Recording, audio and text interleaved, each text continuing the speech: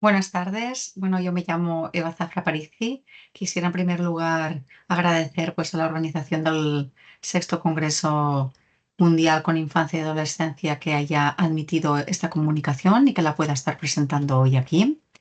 Yo soy profesora de la Universidad Rovira i Virgili y lideré un proyecto cuyos resultados preliminares os presentaré a continuación.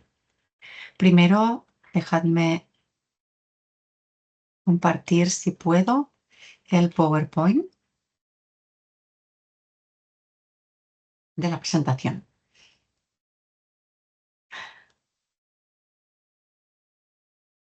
Bueno. El título de la comunicación son las necesidades y retos en la protección y atención a la infancia víctima de feminicidio. Es un proyecto que ya llevamos haciendo desde el 2019, que tiene la intención o el objetivo principal de analizar las consecuencias del feminicidio y del feminicidio vinculado de hijos e hijas en las necesidades y derechos de las víctimas.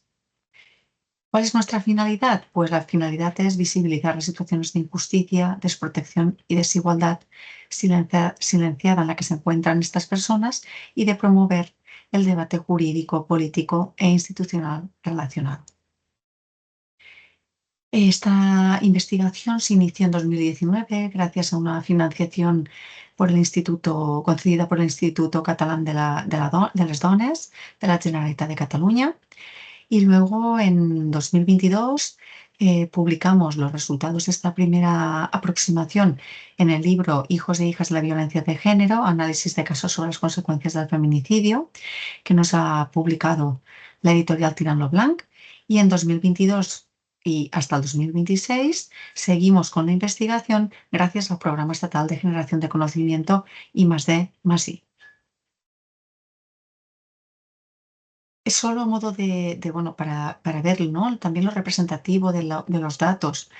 Desde el 2003 al 2024 tenemos 1.258 asesinatos o homicidios por violencia de género, según la Delegación del Gobierno para la Violencia de Género, y desde el 2013 también al 2024, 446 niños y niñas se han quedado huérfanos de madre a causa también de la violencia de género, y desde el 2013 63 hijos e hijas de mujeres han sido asesinados o asesinadas también por violencia de género. Pues obviamente esta problemática requiere, ¿no?, de un abordaje integral y de enfocar la violencia de género como si fuera un continuum. La perspectiva, o sea, a nivel metodológico, ¿cómo hemos abordado o estamos abordando nuestro proyecto? La perspectiva es feminista, interseccional, interdisciplinar. El equipo es multidisciplinar también, liderado por la URB, pero también participan otras universidades como la de Granada, la de Valencia o la Pública de Navarra. Tenemos también la participación directa y colaboradora de entidades del tercer sector, Fundación Salud y Comunidad, Isonomía, Fundación En Xarxa, Alana, la Escuela Andaluza de Salud Pública, y también formamos parte de la Community of Practice for the Study of Domestic Homicide. La metodología que aplicamos para el análisis de esta problemática es mixta, cuantitativa y cualitativa. Sí que estamos haciendo una revisión panorámica a través de la cual pretendemos generar al final del proyecto un geomapa, y digamos que la parte cualitativa, de la parte cualitativa de nuestro estudio destacaríamos el estudio de casos reales de feminicidio y o feminicidio vinculado. En este caso estamos entrevistando a hijos, hijas, huérfanos y huérfanas que en el momento en el que sucedió el feminicidio fueran menores de edad, pero en el momento en que los entrevistamos ya son mayores, también a sus familiares y a profesionales que los han atendido en algún momento del proceso asistencial y o jurídico, sanitario, policial, etc. También hemos entrevistado en algunas ocasiones a la comunidad vecindal, porque entendemos que también muchas veces puede ser un factor resiliente o protector o viceversa. o al contrario, y a la vez también analizamos las sentencias jurídicas de cada uno de los casos analizados. Destacaríamos de nuestro proyecto que además, ¿no?, de tener una intención claramente académica y científica, tiene otra intención que es social y política. Nos basamos en un paradigma dialógico para ello, con el que pretendemos visibilizar y reconceptualizar de manera colectiva con todos los diferentes agentes que participan y tienen algo que decir al respecto sobre esta problemática, y contribuimos también con ello, pensamos que contribuimos con esta co-creación y co-ideación del proyecto en el diseño de políticas, intervenciones integrales y efectivas que eviten también así la revictimización de estas personas. Algunos de los resultados preliminares que hemos estado viendo es que, a pesar de que teóricamente se reconoce el carácter multicausal y estructural de la violencia de género, en la práctica nos encontramos que las perspectivas todavía suelen ser muy individualistas y reduccionistas. Casi siempre focalizan en la mujer o madre, pero pocas vemos, ¿no?, o estamos viendo que necesitaríamos también incorporar conjuntamente a la perspectiva de género la perspectiva de infancia, incluso una perspectiva también sobre o una mirada sobre el agresor.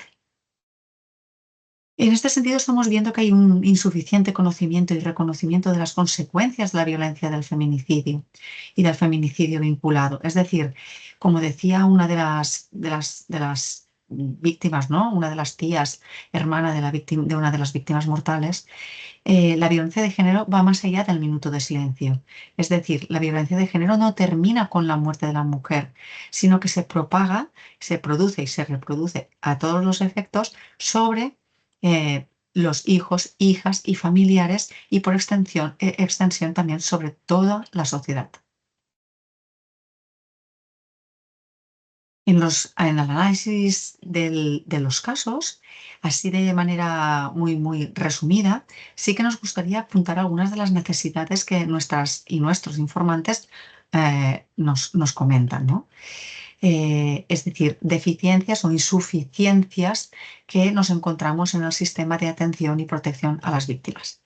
Por ejemplo, en el ámbito de la salud vemos una necesidad que apuntan muchas de las personas entrevistadas, es la necesidad de que hubiesen servicios de salud mental especializados en este tema, en feminicidio y feminicidio vinculado, y también servicios de salud mental descentralizados que, que se puedan acercar en caso de que se necesite a la persona, porque muchas veces estas personas pues no tienen manera, ¿no?, sobre todo de desplazarse, o por diferentes circunstancias les cuesta mucho llegar a estos centros de salud, que además, al menos en Cataluña, no hay muchos.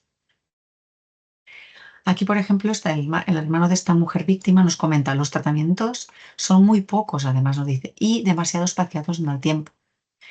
También existe la necesidad de coordinación en el ámbito de los servicios sociales de atención a la infancia, a agilizar también los trámites para obtener la custodia o las tutelas, como por ejemplo nos comenta esta abuelita, que nos dice: tardé 5 años en tener la custodia de mi nieto. Y otra cuestión que nos hemos encontrado en algunas comunidades, no en todas, pero por ejemplo en Cataluña sí, es la necesidad de evitar medidas que separen a los hermanos huérfanos en centros de acogida. ¿Por qué? Porque en el caso de Cataluña, a los hermanos, o sea, los niños que van a centros de acogida porque no han podido tener la tutela, o no han encontrado a ningún familiar que los pueda reagrupar, de alguna manera lo que se hace, bueno, llegan a los centros de acogida y se separan en función de las edades, con lo cual hemos tenido más de un caso donde, si los hermanos se llevan bastantes o se llevan edades significativas, pues van a parar a centros de acogida diferentes. Esto para ellos es muy traumático y suma un estrés, ¿no?, un estrés y un malestar añadido a todas las pérdidas ya sufridas, y que corresponden, ¿no?, al feminicidio, que sería la madre por un lado y al padre que se va, o al agresor que se va a la prisión por otro. Entonces, esta también es una necesidad que vemos, que este niño o niña no pierda también a sus hermanos. Necesidad también, por otro lado, en el ámbito educativo, de estrategias y protocolos para gestionar el impacto que en el huérfano o la huérfana tiene pues este feminicidio. Claro, hemos visto que no solamente son necesidades a nivel de fracaso escolar o necesidades a nivel individual, sino son necesidades colectivas que implican a toda el aula, incluso a toda la comunidad educativa, porque realmente cuando hay un caso de feminicidio, el impacto que esto tiene en la comunidad educativa es brutal, ¿no? También a veces las profesionales, que son un agente resiliente súper importante, porque muchas maestras y maestros hacen como o han hecho como de segundos o de segundas mamás de estos niños. Eh, Muchas de ellas nos comentan que hacen lo que buenamente pueden, pero que necesitan herramientas, ¿no?, para hacer frente no solamente a, la- a- a fomentar la cohesión del grupo y evitar el fracaso escolar del niño o la niña, sino también evitar, por ejemplo, situaciones de bullying que muchas veces se dan sumadas, ¿no?, y que revictimizan de nuevo al menor. Como en este caso, ¿no?, la abuelita de uno de los huérfanos que entrevistamos, que nos comenta que los niños son tan crueles que le restregaban que si a tu madre la mataron porque fue a hacer de puta. También en el ámbito familiar hemos encontrado diferentes necesidades. Una de prioritaria es pues la necesidad inminente de ayudas económicas que tienen muchas de estas familias cuando reagrupan a los menores, a un niño o uno o más hermanos. Claro, las familias en este momento, bueno, en ese momento cambian de tamaño, de estructura y se necesitan recursos económicos para hacer frente, pues, a becas escolares, a, a libros, a extraescolares, bueno, a las intendencias cotidianas que cualquier familia tiene, ¿no? Entonces, en este caso, pues muchas veces los abuelos o las abuelas o las tías y tíos que acogen a estos menores se encuentran con que están desbordados de gastos económicos. Con lo cual, estas ayudas económicas serían muy necesarias y son muy necesarias, sobre todo en el primer momento de crisis. Aquí esta tía, también acogedora, nos comenta, mira, imagínate mis padres ya jubilados y con dos miembros más en la familia para alimentar, para vestir, para comprarles libros, para todo. Y en el ámbito jurídico, pues también nos hemos encontrado la necesidad bueno, problemas con la aplicación del agravante de género, que tampoco se aplica el interés superior del menor. También destacan muchos profesionales y víctimas la necesidad de mejorar el sistema de indemnizaciones, porque muchas pues, son, son imaginarias, es decir, el agresor o asesino no puede asumir la cantidad establecida en la sentencia, se declaran insolventes y estas indemnizaciones nunca llegan a estos familiares. Y otra cuestión importante es humanizar el espacio de los juzgados. Este hermano de víctima, por ejemplo, nos decía, tuve que soportar encontrarme con el asesino de mi hermana en el juzgado.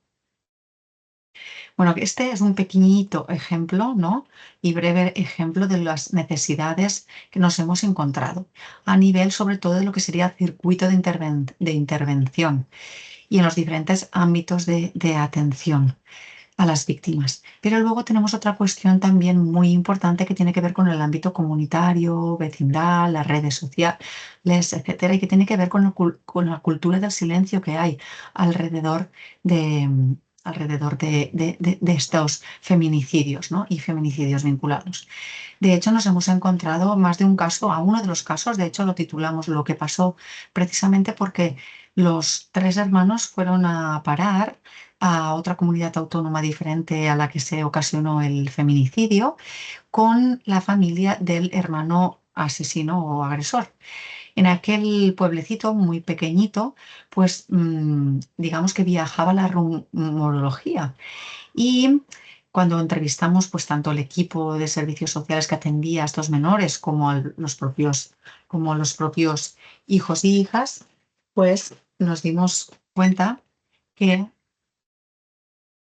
perdón,